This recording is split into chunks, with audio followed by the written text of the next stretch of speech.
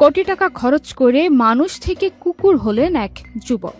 শুনতে অবিশ্বাস্য এবং অদ্ভুত লাগলেও নিজের শৈশবে সেই পাগলাটের শখ পূরণ করতে বিশেষ পোশাকে কুকুর সেজে বিশ্বজুড়ে শোরগোল ফেলে দিয়েছেন জাপানি যুবক টোকো।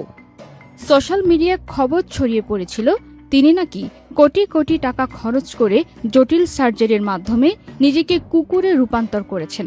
কিন্তু আসল ঘটনা হলো তিনি কোনো কাটাকুটি বা অস্ত্রোপচার করেননি।